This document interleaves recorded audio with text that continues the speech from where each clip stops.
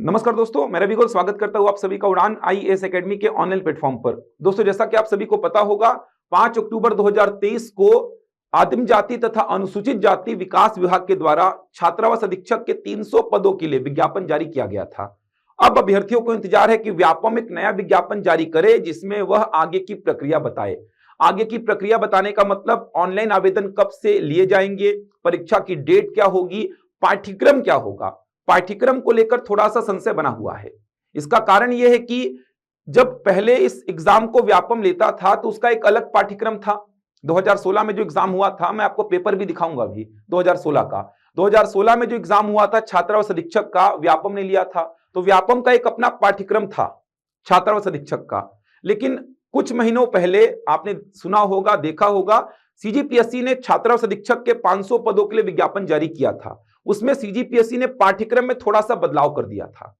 तो क्या होने वाला है, अब जो पाठ्यक्रम जारी होगा उसमें क्या होने वाला है, यह देखने वाली बात होगी। क्या व्यापम अपने पाठ्यक्रम को जैसा वो रखता था वही रखेगा, या सीजीपीएससी ने जो जारी किया था वो वाले पाठ्यक्रम को रखेगा, या अपने वाले में ही थोड़ा मोड़ा बदलाव करेगा। ये बातें देखने वाली होंगी जब व्यापम द्वारा विज्ञापन जारी किया जाएगा। तो एक बार मैं पाठ्यक्रम को लेकर ही कुछ बातें आपको बताना चाहूंगा कि व्यापम का क्या रहा था, सीजीपीएससी ने क्या कर दिया था, अब क्या होने के चांसेस हैं। तो इस पे पहले बातचीत कर लेते हैं। 2016 का पेपर भी दिखाऊंगा मैं आपको। मैथ्स के प्रश्न किस प्रकार के पूछे गए थे, किन चैप्टर से ज्यादा प्रश्न पूछे गए थे, क्या रणनीति आपकी होनी चाहिए, नया बैच कब से आरंभ हो रहा है, बहुत सारी बातें हैं, विस्तार से चर्चा करेंगे। तो सबसे पहले बात करते हैं पाठ्यक्रम को लेकर। तो 2016 में जो एग्जाम हुआ था उसका पेपर मैं आपको दिखाऊंगा अभी, और इससे पहले भी व्यापम ने एग्जाम लिया है छात्रावास अधीक्षक का। इसमें क्या पाठ्यक्रम रहा है, तो 2016 का पेपर देखेंगे आप तो सबसे पहला जो भाग है देखिएगा आपको, 50 नंबर का कंप्यूटर पूछा जाता है। 150 प्रश्न पूछे गए थे, प्रत्येक प्रश्न था 1 अंक का, मतलब 150 अंकों का पेपर था ये।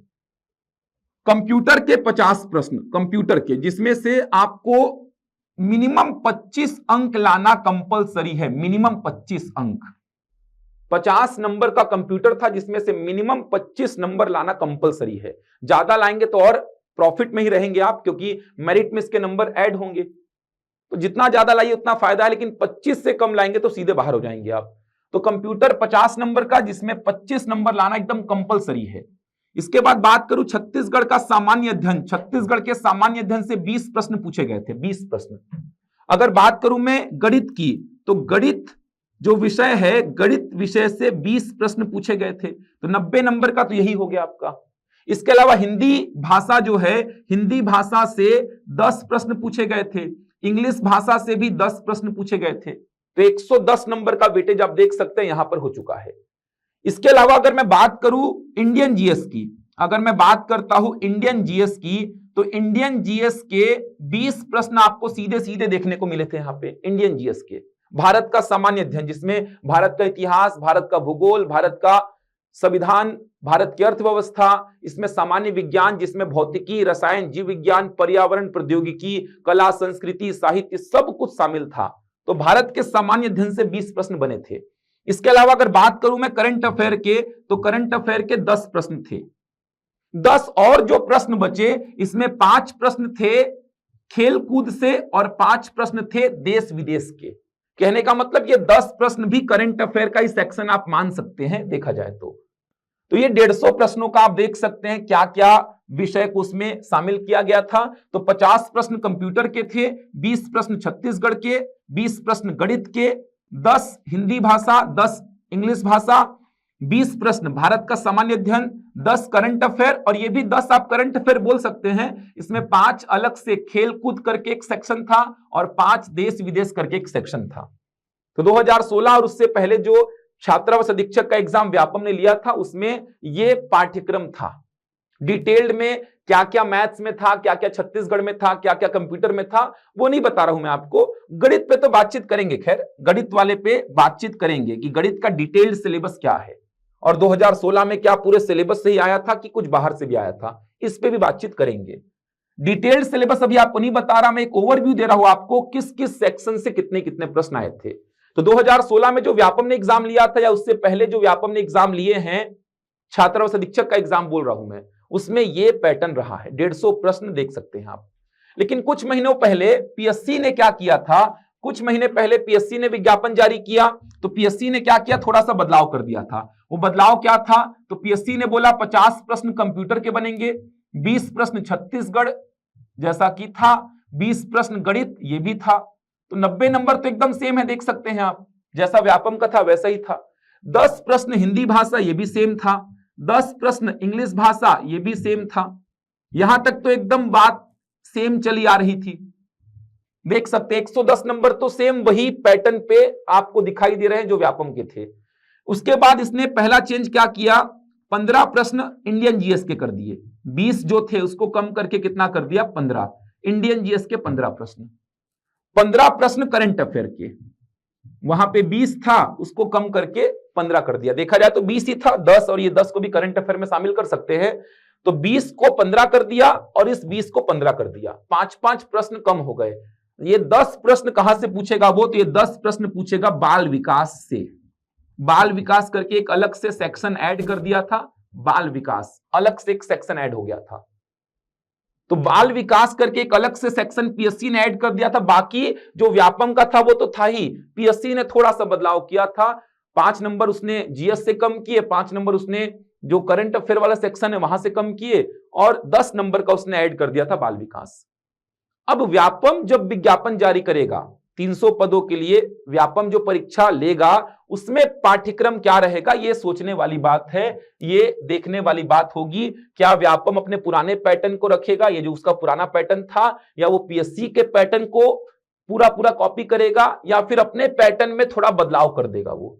क्योंकि व्यापम के पिछले कुछ एग्जाम्स आपको देखने को मिले होंगे, 100 नंबर के एग्जाम्स हो रहे हैं, 100 नंबर के, 100 नंबर का एग्जाम ले रहा है व्यापम का। पिछला कुछ एग्जाम्स आप देखे होंगे शिक्षक भर्ती के बाद का, तो हो सकता है व्यापम अपने पुराने पैटर्न में ही कुछ बदलाव करते, ना ये रखे ना ऐसा रखे, थोड़ा मोड़ा बदलाव आपको देखने को मिल सकता है।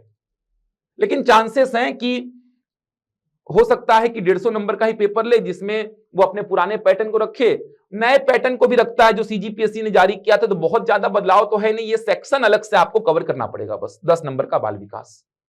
तो कुछ भी कर सकता है व्यापम, लेकिन ये मान के चलिए कि जो बड़े बड़े विषय हैं जिनका वेटेज अच्छा खासा है, उसमें कंप्यूटर है, छत्तीसगढ़ है, गणित है, इन तीनों का वेटेज तो बड़ा रहेगा ही। और व्यापम के एग्जाम्स में इनका वेटेज हमेशा से बड़ा रहा है, कंप्यूटर का भी और गणित का भी।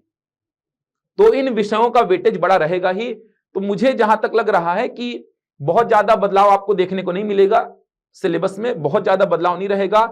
जो चीजें आपको पढ़नी पड़ती हैं, चाहे वो व्यापम का एग्जाम हो, चाहे वो सीजीपीएससी का एग्जाम हो, वो चीजें आप पढ़ सकते हैं।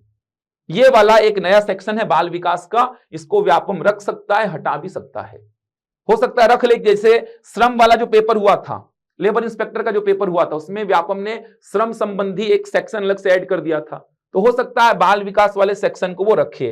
तो सेम ऐसा सिलेबस भी हो सकता है, सेम ऐसा, ये जो पैटर्न आप देख पा रहे हैं सेम ऐसा भी हो सकता है। बहुत बड़ी बात नहीं है अगर वो पीएससी वाले को कॉपी कर ले तो। 150 प्रश्न पूछे और 150 प्रश्नों का ये पैटर्न रहेगा, ऐसा हो सकता है। तो ये देखने वाली बात होगी। दूसरी बात है कि परीक्षा कब होगी। दूसरी महत्वपूर्ण बात यह भी है कि परीक्षा कब होगी, क्योंकि परीक्षा का तो अभी कोई ठिकाना नहीं है। आचार संहिता लागू हो गया, जो सहकारिता वाला पेपर होने वाला था वो भी कैंसिल हो गया। तो अब ये हॉस्टल वार्डन का पेपर कब होगा, तो हॉस्टल वार्डन का पेपर अब देखिए कब होता है, क्योंकि सरकार के साइड से तो ऐसा आया था, जैसे निर्वाचन आयोग की बात करेंगे तो वहां से तो ये खबर आई थी कि जो एग्जाम्स लेने वाला है व्यापम वो ले सकता है। न्यूज़पेपर में ऐसा आया भी था कि जो एग्जाम व्यापम लेने वाला है वो ले सकता है, लेकिन अचानक से सहकारिता वाला एग्जाम जो है वो कैंसिल हो गया। तो समझ में नहीं आ रहा है क्या चाहते हैं, क्या होना है, कुछ समझ में नहीं आ रहा है। एक दिन पहले न्यूज़पेपर में आया था कि जो एग्जाम्स होने हैं व्यापम के वो एग्जाम्स हो सकते हैं, उसमें कोई रोक नहीं है, क्योंकि विज्ञापन पहले ही जारी हो चुके हैं। फिर अगले ही दिन सहकारिता वाले एग्जाम के कैंसिल होने की, मतलब जो संडे को होना था संडे को ना होकर किसी और दिन होगा, ऐसी न्यूज आई है। तो क्या करना चाहते हैं, क्या होगा, कुछ समझ में नहीं आ रहा है। मान लो 2 महीने एग्जाम नहीं हुए, आचार संहिता ये आपकी 5 दिसंबर तक चलेगी, 3 दिसंबर को रिजल्ट आ जाएगा, तो 5 दिसंबर तक चलेगी आचार संहिता। तो आचार संहिता के बाद भी अगर ये एग्जाम हुआ तो भी समय बहुत ज्यादा नहीं है आपके पास, सिलेबस बड़ा है, सिलेबस को अच्छी से कवर करना पड़ेगा, कंप्यूटर को सीरियस होकर पढ़ना पड़ेगा, क्योंकि कंप्यूटर में क्वालिफाई नहीं कर पाए तो वैसे ही बाहर हो जाएंगे आप। और बहुत सारे बच्चे 2016 के एग्जाम में ऐसे ही बाहर हो गए थे। बाकी तो अच्छा बना लिए, कंप्यूटर में ही 25 नंबर नहीं ला पा रहे हैं। 25 नंबर लाना बहुत बड़ी बात है। 50% स्कोर करना मिनिमम आपको। मान लीजिए आचार संहिता के बाद भी ये एग्जाम होता है, मान लीजिए, कोई भरोसा नहीं है, पहले ही विज्ञापन जारी कर दे व्यापम तो, लेकिन अगर बाद में भी एग्जाम होता है, क्योंकि पद तो बता दिए गए हैं, 300 पद खाली हैं, अब आचार संहिता के बाद भी अगर एग्जाम होता है तो आचार संहिता में आप देखेंगे 2 महीने बाद एग्जाम अगर ये होता है तो भी तो बहुत ज्यादा समय नहीं है, और 2.5-3 महीना तो आपको कम से कम चाहिए होता है एग्जाम को। अगर सीरियस लेके तैयार करना है, आपको निकालने के हिसाब से तैयार करना है, तो 2.5-3 महीना 2 महीना तो कम से कम चाहिए होता है। अभी से लग जाइए, एग्जाम तो होगा क्योंकि विज्ञापन जारी हो गया 300 पदों के लिए, एग्जाम तो होगा क्योंकि विज्ञापन जारी हो चुका है, 300 पदों के लिए विज्ञापन निकाल दिया है, विभाग ने 300 पदों के लिए विज्ञापन निकाला है, मतलब एग्जाम तो होगा ही, कंफर्म है ये। तो अभी से तैयारी करेंगे तब जाके ये सिलेबस को पूरा कर पाएंगे 2-2.5-3 महीना में। अभी से तैयारी करने का फायदा क्या होगा? अभी से तैयारी करने का फायदा यह होगा कि एग्जाम अगर पहले हो गया तो आप प्रॉफिट में रहेंगे, आपकी तैयारी स्टार्ट हो चुकी है। अगर बाद में हुआ तो भी तो आपकी तैयारी और अच्छी हो जाएगी, घाटा में तो नहीं जाएंगे आप। अगर आप तैयारी अभी से स्टार्ट करते तो आपको प्रॉफिट ही होगा, लॉस तो किसी भी हालत से नहीं होने वाला है। तो पढ़ाई तो कभी व्यर्थ जाएगी नहीं, और विज्ञापन जारी हुआ मतलब एग्जाम होगा ही। बिल्कुल किसी के बहकावे में मत आइए, अपना दिमाग लगाइए। अभी तक जितने विज्ञापन जारी हुए हैं उनके एग्जाम्स हुए हैं, भले थोड़ा लेट सवेर हुआ है लेकिन हुआ है। तो फालतू लोगों के बहकावे में बिल्कुल मत आइए कि एग्जाम नहीं होगा, ये सब केवल चुनावी खेल चल रहा है। विज्ञापन निकला है, एग्जाम होगा यार। बहकावे में आएंगे, तैयारी नहीं करेंगे, फिर अचानक से व्यापम का विज्ञापन जारी हो जाएगा कि ये 1.5 महीना बाद एग्जाम है, फिर वही बैठे रह जाते हैं आप लोग। दूसरे के बहकावे में मत आइए, आप खुद समझदार हैं, आप खुद होशियार हैं, आप समझिए पढ़ाई के महत्व को और ये विषय को तैयार करिए। ये विषय वही है जो सारे व्यापम में, सारे पीएससी के एग्जाम में पूछे जाते हैं। तो कहीं ना कहीं आप प्रॉफिट में ही रहेंगे, लॉस में तो नहीं जाएंगे आप तैयारी करने से। और जो बच्चे पढ़े हैं, चाहे वो शिक्षक भर्ती हो, चाहे वो महिला पर्यवेक्षक हो, चाहे वो सब इंस्पेक्टर भर्ती हो, चाहे वो पीएससी के एग्जाम्स हो, वो बच्चे एग्जाम निकाल लिए हैं। जो केवल दूसरे लोगों की सुनते हैं कि अरे चुनावी खेल है नहीं आएगा, कोचिंग वाले खेल रहे हैं नहीं आएगा, फालतू बात कर रहे हैं, ऐसे बहकावे में मत आइए। आप अपना दिमाग लगाइए, पढ़ाई अपनी करिए, लग के करिए। विज्ञापन निकला है तो एग्जाम होगा। अब सहकारिता वाला जो एग्जाम कैंसिल हुआ है फिलहाल संडे को, आगे जाके होगा ये एग्जाम। तैयारी में लगे रहिए। ऐसा नहीं कि एग्जाम अभी नहीं हो रहा, पता नहीं कब होगा। ये पता नहीं कब होगा के चक्कर में सब इंस्पेक्टर वाले अभ्यर्थी कितना खामियाजा भुगते हैं इसका प्री के एग्जाम में। प्री के एग्जाम को देखे तो अचानक से डेट आया था, 10 दिन बाद एग्जाम है। कितने सारे बच्चे जो मेहनत करके बैठे थे फिर तैयारी छोड़ दिए थे, वो सब बाहर हो गए। तो खामियाजा भुगतना पड़ जाता है। तैयारी में लगे रहिए, चाहे सहकारिता की तैयारी कर रहे हैं तो सहकारिता वाले की तैयारी करते रहिए। आप ऐसा कर सकते हैं कि दोनों को साथ में लेके चल सकते हैं, दोनों को साथ में लेके चल सकते हैं। सहकारिता वाले को और हॉस्टल वार्डन को दोनों को साथ में लेके तैयार कर सकते हैं। लगभग सिलेबस सेम ही तो है। सहकारिता वाले में सहकारिता वाला सेक्शन अलग से आपको डील करना है, बस जो सहकारिता अधिनियम है, और बैंकिंग वाला सेक्शन है, बाकी तो पूरा कॉमन ही है। तैयारी मत छोड़िए, किसी के बहकावे में आके तैयारी छोड़ देंगे, कल के दिन उसका खामियाजा आपको भुगतना पड़ेगा। मैं तो हर एग्जाम के लिए बच्चों को बोल रहा हूं कि विज्ञापन निकला है तो एग्जाम होगा, और हुए हैं एग्जाम्स। शिक्षक भर्ती को देख लो, अचानक से विज्ञापन निकला, 10 जून को एग्जाम हो गया। हम तो शुरू से बोलते आ रहे थे, सितंबर अक्टूबर से बोलते आ रहे थे तैयारी करो, आएगा एग्जाम आएगा एग्जाम, लेकिन नहीं, विज्ञापन पहले जारी हो तो ही तैयारी करेंगे हम। तो ऐसे में फिर बाहर हो जाएंगे 2 नंबर से 3 नंबर से। तैयारी में लग जाइए एकदम। अगर मैं गणित की बात करूं तो गणित का जो सिलेबस रहा है, चाहे वो 2016 का हो एग्जाम, उससे पहले का हो, चाहे पीएससी जो सिलेबस जारी किया था 2-4 महीने पहले, वहां पे सेम था। 20 नंबर का गणित पूछा जाएगा, देख सकते हैं 20 नंबर का गणित होगा। तो गणित में क्या क्या रखा गया है देख सकते हैं। गणित में बहुत बड़ा सिलेबस नहीं है।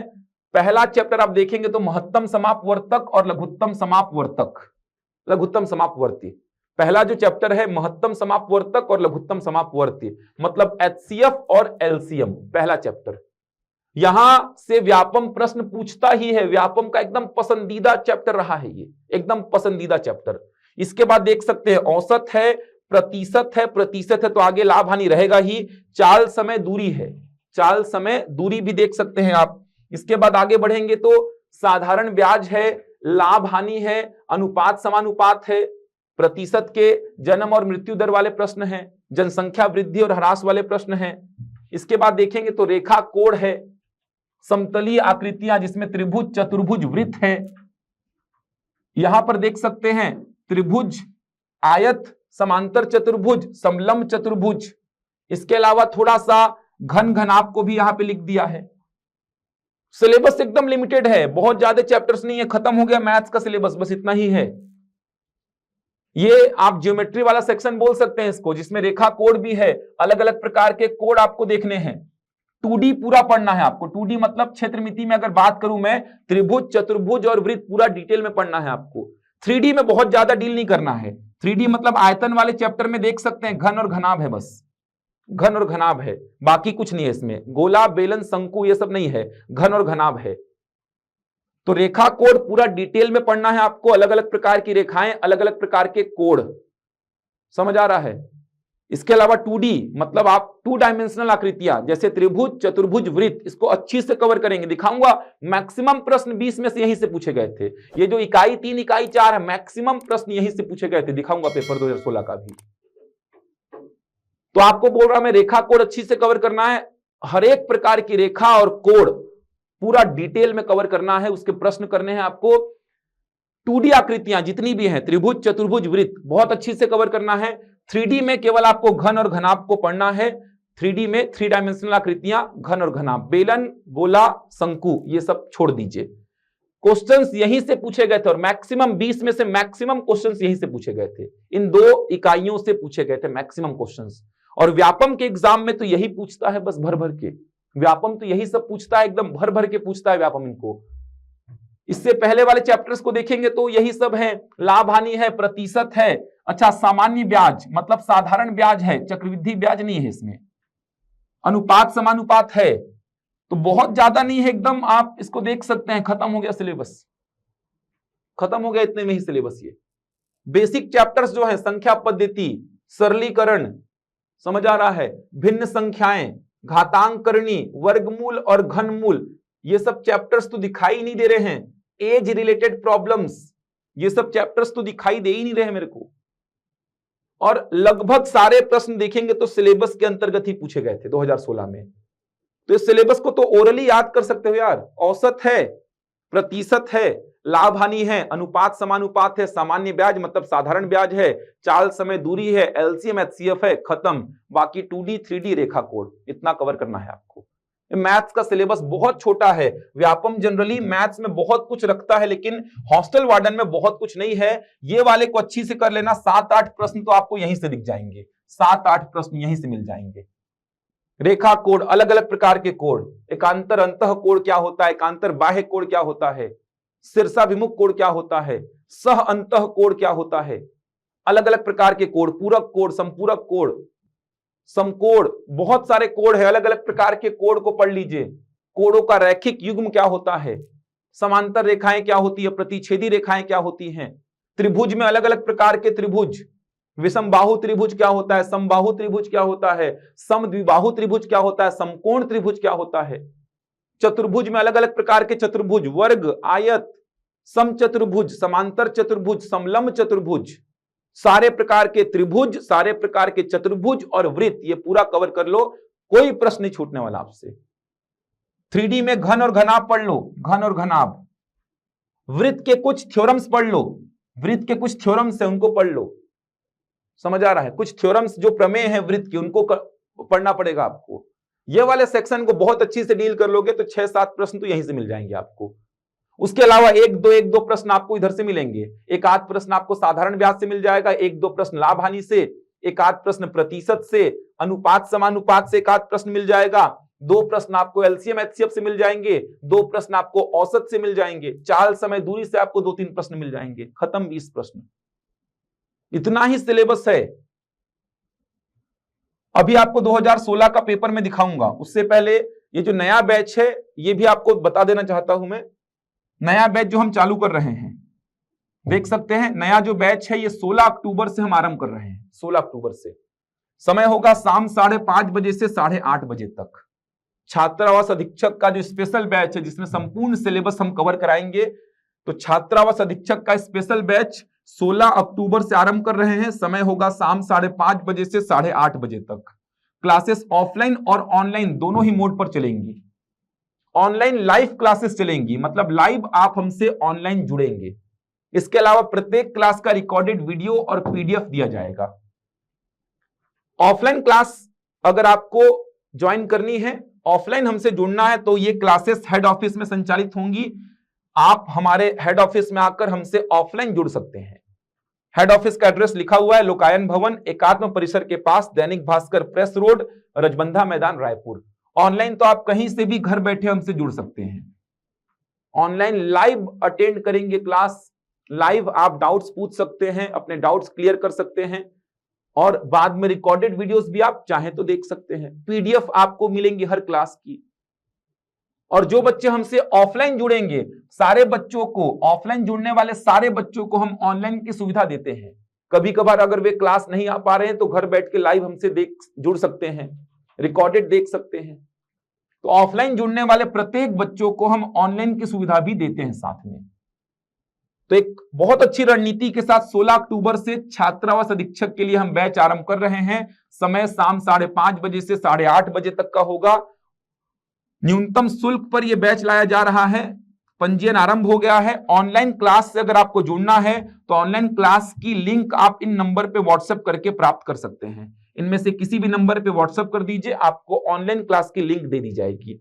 9617702861 या फिर 6268248393, इनमें से किसी भी नंबर पे व्हाट्सएप कर दीजिए, आपको ऑनलाइन क्लास की लिंक प्रोवाइड कर दी जाएगी। ऑनलाइन क्लास की लिंक में जाकर आप डेमो क्लासेस देख सकते हैं। डेमो क्लासेस आरंभ हो जाएंगी 16 अक्टूबर से शाम 5:30 बजे से 8:30 बजे तक। 2 दिन की डेमो क्लास है। डेमो क्लास देख लीजिए। डेमो क्लास के बाद संतुष्ट होने के बाद आप हमसे जुड़ सकते हैं, एडमिशन ले सकते हैं। बहुत सारे बच्चों ने तो एडमिशन भी ले लिया है, क्योंकि डेमो क्लासेस वो कहीं ना कहीं यूट्यूब में देखे हैं हमारी।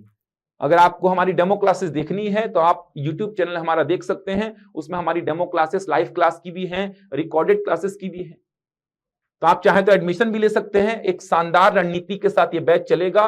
कंप्यूटर की क्लास लगाएंगे हम, मैथ्स की क्लास लगाएंगे हम, लैंग्वेज लगेगा, छत्तीसगढ़ लगेगा, सारे सिलेबस को पूरा कराएंगे हम। मटेरियल हमारे पास पूरे रेडी है, वो आपको प्रोवाइड कराए जाएंगे। बहुत सारे बैचेस हमने ऑलरेडी हॉस्टल वार्डन के चलाए हैं। तो एक रणनीति हमको पता है क्या होनी चाहिए तैयारी की, उस रणनीति पे काम कराएंगे आपको।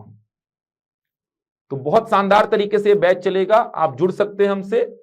तो ऑनलाइन क्लास की लिंक के लिए आप दिए गए नंबर पे व्हाट्सएप कर दीजिए, आपको लिंक दे दी जाएगी। ऑफलाइन अगर आपको इस बैच से जुड़ना है तो आपको हमारे हेड ऑफिस में आना होगा। हेड ऑफिस का एड्रेस देख सकते हैं, और अधिक जानकारी के लिए दिए गए नंबर पे आप संपर्क भी कर सकते हैं। तो बहुत शानदार तरीके से पूरी क्लासेस चलेंगी यहां पर।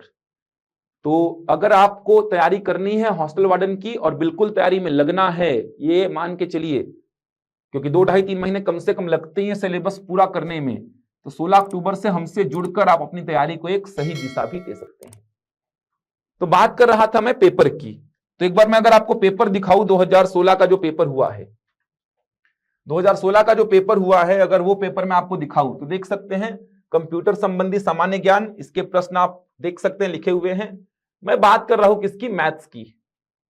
ये देखिए, ये प्रश्न पूरे कंप्यूटर के देख पा रहे हैं आप, ये कंप्यूटर के पूरे प्रश्न हैं। 50 प्रश्न पूरे कंप्यूटर के मिलेंगे आपको। ये 50 प्रश्न पूरे के पूरे कंप्यूटर के आपको मिलने वाले हैं। ये देखिए, आगे भी देखेंगे तो पूरे 50 प्रश्न आपको कंप्यूटर के मिलेंगे। ये देखिए, यहां तक पूरा कंप्यूटर है। 50 प्रश्न पूरे कंप्यूटर के हैं, जिसमें 25 नंबर लाना मिनिमम एकदम कंपलसरी है भाई। इसके बाद आगे बढ़ेंगे तो अगला जो सेक्शन है वो है हिंदी का। यहां से 10 प्रश्न मिलेंगे आपको, देख सकते हैं 10 प्रश्न हिंदी के हैं। इसके बाद इंग्लिश का सेक्शन देखेंगे तो 10 प्रश्न आपको इंग्लिश के दिखाई देंगे। ये देखिए, इसके बाद आता है गणित का सेक्शन। देखिए, सिलेबस में जो है वही पूछा है। औसत देख सकते हैं, औसत का प्रश्न है ये। औसत का प्रश्न सिलेबस में औसत लिखा हुआ है, आसान प्रश्न है। ये देखिए, रेखा और कोण से संबंधित एक प्रश्न पूछा गया है, आसान प्रश्न ही है, लेकिन मैं आपको सिलेबस बता रहा हूं कि सिलेबस से ही पूछा गया है। रेखा और कोण का प्रश्न देख सकते हैं। आयत का प्रश्न है, ये आयत का प्रश्न है, जिसको साइड साइड से काट के ऐसा अर्धवृत्त बनाया है, रेखांकित भाग का क्षेत्रफल पूछ रहा है। तो ये जो 2D है, जिसमें बताया था मैं आपको चतुर्भुज, त्रिभुज और वृत्त कवर करना है, उसी चैप्टर का है। देख सकते हैं ये अनुपात और समानुपात चैप्टर का है। आय और व्यय का अनुपात दिया है, बचत दिया है, आय पूछ रहा है। ये देखिए समय दूरी का है, ये भी सिलेबस में लिखा हुआ है।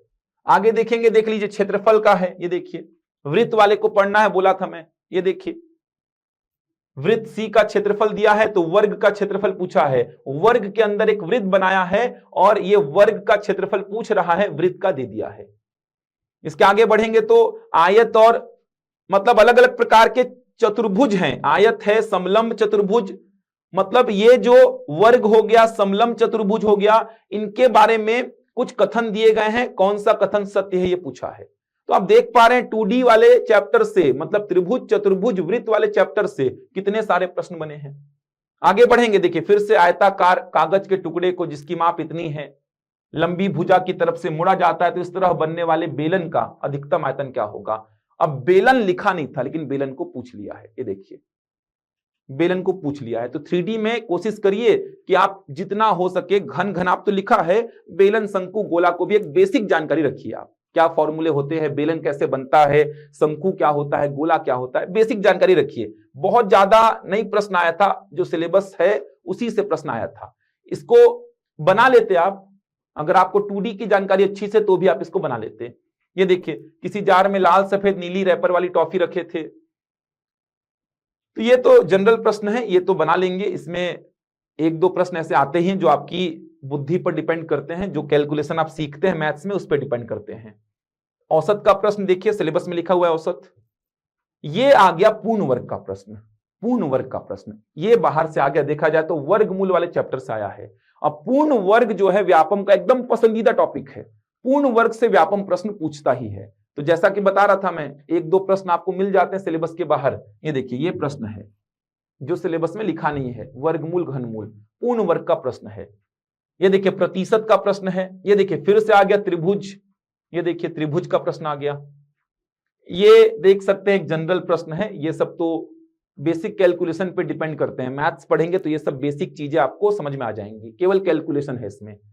इसके बाद आगे बढ़ेंगे तो प्रतिशत का प्रश्न आ गया। ये देखिए फिर से आप देखेंगे तो ये घनाभ का प्रश्न दिखाई दे रहा है, घनाभ का प्रश्न दिखाई दे रहा है मेरे को ये, तो ये सिलेबस में लिखा है। समय कार्य का प्रश्न तो चाल समय दूरी वाले में पढ़ेंगे ही आप, समय दूरी को, रेलगाड़ी को, नावधारा को और समय कार्य को। तो समय कार्य का प्रश्न है जो सिलेबस में वहीं से पूछा है। देखिए प्रतिशत का प्रश्न है, देख सकते हैं आप। बेलन का प्रश्न आ गया है, बेलन का तो मैं आपको क्या बोला, बेलन को, शंकु को और गोला को भी कंप्लीट कर लीजिए। 3D को पूरा पढ़ लीजिए, 2D को पूरा पढ़ लीजिए, क्योंकि बेलन का एक और प्रश्न आ गया है। वापस से त्रिभुज का प्रश्न आ गया, देख सकते हैं। उसके बाद सामान्य ज्ञान चालू हो गया। एक आधी 2 प्रश्न आपका सिलेबस में जो नहीं है टॉपिक उनसे पूछा गया है, बाकी सारा कुछ आप देखेंगे तो जो सिलेबस में लिखा है उसी से पूछा है, देख सकते हैं जो सिलेबस में है वहीं से पूछा है। मैक्सिमम प्रश्न आपको सिलेबस से दिखाई देंगे, 1 ही 2 प्रश्न जो है वो सिलेबस से बाहर से हैं। मैक्सिमम प्रश्न तो ये वाले सेक्शन से पूछा है। तो जो बैच आप जुड़ेंगे हमसे, मैथ्स में आपको पढ़ाऊंगा, ये वाले सेक्शन पे बहुत अच्छी तरीके से, शानदार तरीके से काम करेंगे अपन, बहुत शानदार तरीके से ये वाले सेक्शन पे काम करेंगे। मैक्सिमम क्वेश्चन 20 में से 7-8 प्रश्न तो आपको यहीं से मिलने वाले हैं। इसको तैयार करना पड़ता है, ये अपने से तैयार नहीं होगा, ये इसको पढ़ना पड़ेगा, मेहनत करनी पड़ेगी, फॉर्मूले समझने पड़ेंगे, समझना पड़ेगा। रटेंगे तो कुछ नहीं होगा, आपको समझना पड़ेगा बेलन कैसे बनता है, आपको समझना पड़ेगा घन घनाभ कैसे बनता है, पूरा 3D को समझना पड़ेगा। और डिजिटल बोर्ड वगैरह में क्लासेस पढ़ेंगे तो आपको बहुत बेनिफिट मिलेगा। इसमें बेनिफिट क्या मिलता है, ये देखिए आप 3D को बहुत शानदार तरीके से पढ़ सकते हैं। देखिए 3D को पढ़ना समझना बहुत आसान हो जाता है, क्योंकि आप इसमें पूरा डायग्राम देख सकते हैं, पूरे 3D को एनालिसिस कर सकते हैं। तो मैंने जो 2D और 3D की क्लासेस ली हैं उसमें पूरा दिखा दिखा कर ऐसा समझाया है कि बेलन क्या होता है, वो जेड डायमेंशन की जो बात होती है वो जेड डायमेंशन क्या होता है, शंकु क्या होता है, घन क्या होता है, घनाभ क्या होता है, सब कुछ प्रॉपर एनालिसिस के साथ पढ़ेंगे आप, प्रॉपर एनालिसिस के साथ। क्योंकि दिमाग में अगर बैठ गया कि घन क्या होता है, घनाभ क्या, बेलन, शंकु, गोला, तो फिर कोई दिक्कत ही नहीं होगी आपको। त्रिभुज चतुर्भुज वृत्त में दिक्कत नहीं आती, 3D को समझने में दिक्कत आती है। तो एक शानदार एनालिसिस के साथ पूरा आपको समझाऊंगा, जुड़िए हमसे, बहुत अच्छी तरीके से बैच चलेगा। तो हमसे जुड़ सकते हैं आप, 16 अक्टूबर से बैच आरंभ हो रहा है। समय है शाम 5:30 बजे से 8:30 बजे तक। तो हमसे जुड़िए, अपनी तैयारी को एक सही दिशा प्रदान करिए और तैयारी में लग जाइए। तैयारी को रोकिए मत, विज्ञापन का वेट मत करिए, अभी से तैयारी में लग जाइए। ये तो कंफर्म है कि एग्जाम होगा, एकदम कंफर्म है कि एग्जाम होगा ही। तो तैयारी में लग जाइए। आप इस बैच से हमसे जुड़ सकते हैं। अधिक जानकारी के लिए दिए गए नंबर पर संपर्क कर लीजिए। ऑनलाइन क्लास की लिंक भी आपको दे दी जाएगी। 2 दिन का डेमो अटेंड कर लीजिए, न्यूनतम शुल्क है। जब तक एग्जाम होगा ये बैच बढ़िया चलेगा। पूरे सिलेबस को डील करेंगे हम, बहुत अच्छी तरीके से आपको तैयार कर देंगे हम। तो 300 पदों के लिए जल्द ही ऐसा लग रहा है कि व्यापम निकालेगा, विज्ञापन बताएगा ऑनलाइन आवेदन फॉर्म कब से भरे जाएंगे, एग्जाम कब होगा। पाठ्यक्रम जैसा कि मैंने समझाया, बहुत ज्यादा बदलाव देखने को नहीं मिलेगा आपको, बहुत ज्यादा बदलाव देखने को नहीं मिलने वाला है। तो आपकी जो मुख्य बड़े बड़े विषय जो है, मतलब बड़े बड़े वेटेज वाले, उन्हीं को लेकर क्लासेस आरंभ की जाएंगी। कंप्यूटर आरंभ करेंगे ही हम, गणित आरंभ करेंगे ही हम, जिनका वेटेज ज्यादा है उन विषयों के साथ ये बैच हम आरंभ करेंगे। तो जुड़िए हमसे और तैयारी को एक सही दिशा प्रदान करिए। मैं आपसे मिलूंगा अगले वीडियो में कुछ नई जानकारी के साथ। तब तक के लिए धन्यवाद।